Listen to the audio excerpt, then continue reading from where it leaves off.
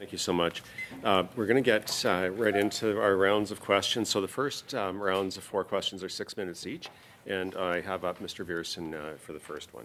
Well, thank you, Mr. Chair, and I just want to thank the witnesses for being here today.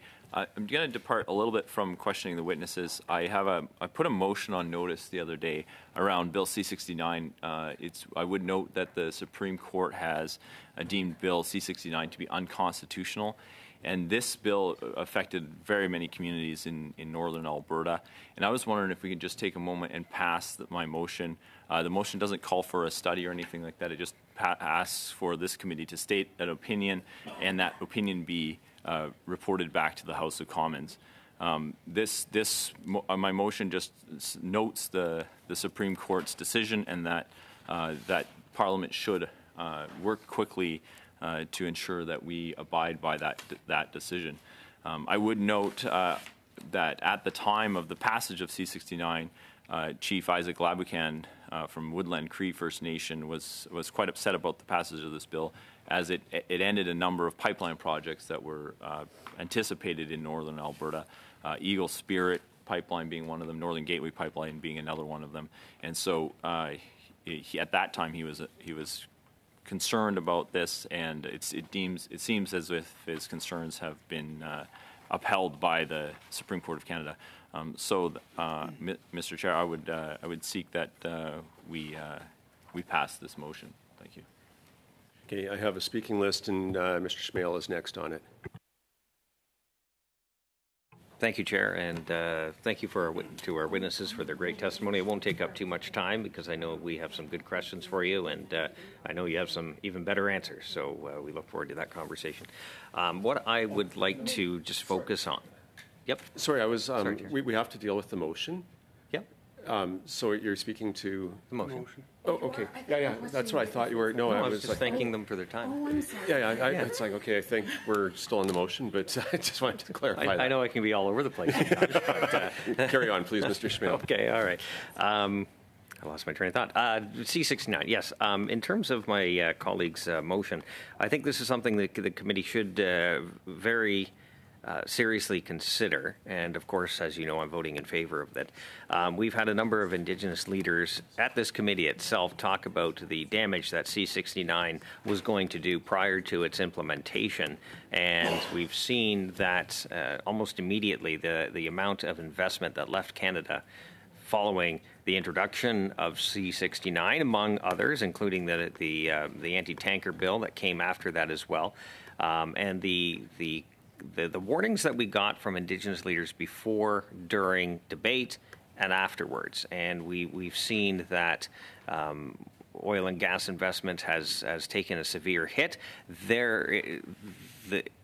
In turn, also hurting First Nations communities themselves. And I point to this article written by Stephen Buffalo, who was just at our committee last week. June 14th, 2009 is the date.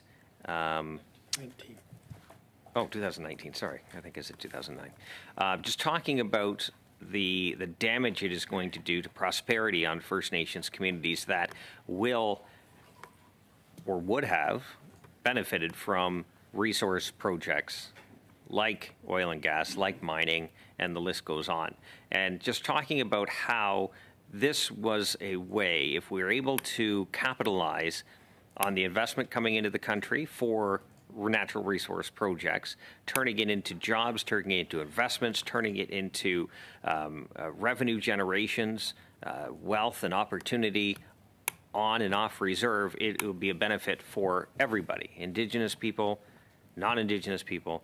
This could be a win-win, while at the same time also supplying the world with energy, some of the cleanest energy taken out of the ground, if you will, and displace the bad actors in the world. And we've seen the German Chancellor come to Canada. We've seen the Japanese Prime Minister asking for Canadian energy. The Prime Minister told them there wasn't a business case for it. I don't know what industry people he spoke with, but clearly not the same ones that are actually advocating for the growth of the industry.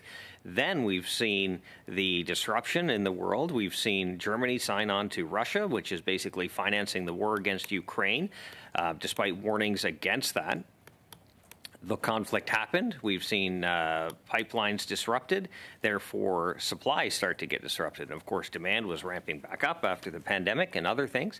And therefore, we have a shortage of supply, not to mention some other countries cutting their production, whereas Canada could have played a leadership role had we been ongoing promoting this industry and promoting the extraction of this resource. There would be tremendous wealth to be learned and generated from some of these projects. And when we talk about the cost of gas, yes, we mentioned the carbon tax as a major point, but also another way to bring down the price, which would bring down the price of almost everything as well, including food, things Canadians are having a tough time affording, food and fuel. You add supply. The laws of supply demand are almost absolute.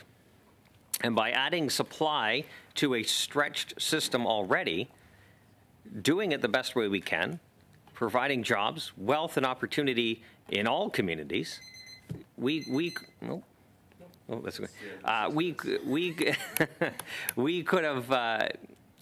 have had a win-win situation here, and at the same time, really helping our residents, our citizens, the people of this country who would like to have lower prices at the supermarket, who would love to have lower energy prices, even filling up their car and filling up their tanks in their trucks that they use to transport the goods.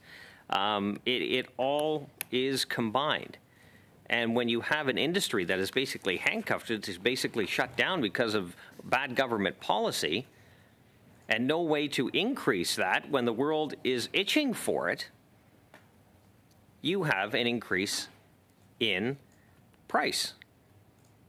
And I just find it very frustrating that these Indigenous leaders, and I'm going to quote Stephen Buffalo very shortly, and I will wrap up my comments because, again, we do have witnesses that we want to ask some questions of.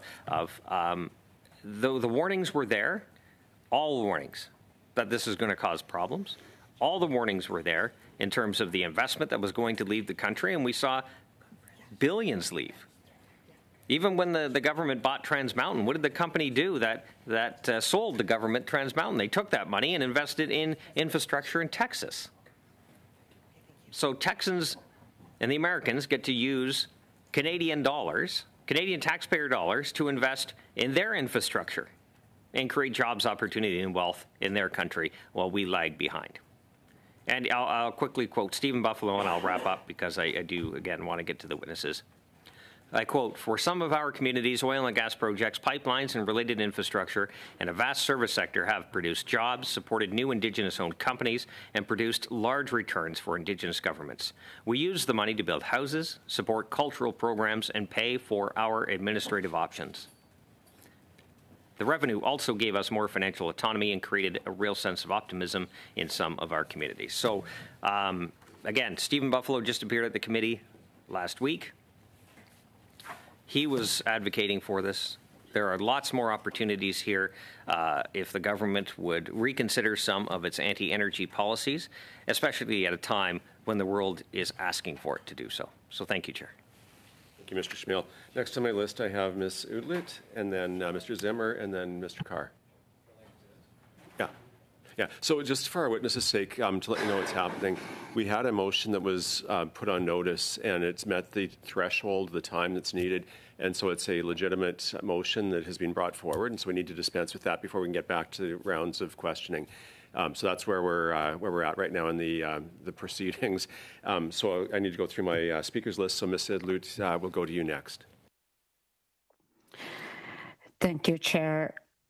I think that it is absolutely shameful that we're even discussing this motion during this study. Not only have Indigenous people's lands been stolen, hence why we're talking about land back, now study time is being stolen by the Conservatives, filibustering, taking away time from witnesses who I'm sure are very busy themselves. I think that we should move to discussing going back to the study, either just vote now and stop our conversations, because it is absolutely embarrassing that we're studying a motion mid-study. I'm sure that there should have been a process to make sure that we do discuss motions afterwards, not mid-study. Kuyanami. Ms. Idlut, I just want to clarify, I didn't hear you state it explicitly, but were you asking for a vote on the motion now? I just want to adjourn debate, which would then, or to, just to clarify, or if I continue moving through my list, then Mr. Zimmer is next. I do prefer to vote right now so that we can get back to the study. We are currently stealing time from our witnesses and from the study. Okay, so with the motion to adjourn debate, then... Point of order, Mr. Chair. Sorry, where's that from? Mr. Zimmer. Point of order, Oh, Mr. Mr. Chair. Zimmer, okay. Yeah, just to be clear, I didn't hear Ms. Idlut ask to adjourn the debate. I heard that from the clerk. I think to put words in Ms. Idlut's mouth, I had a question still to ask and still some points to make about what motion is on the table right now. So to presuppose that there was no longer any discussion necessary for this motion is incorrect. Well, I would say that Ms. Idlut, in the clarification I asked for, did say that she was asking for a debate to be adjourned.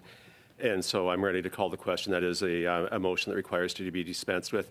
If the debate is adjourned, it will be able to be brought forward again.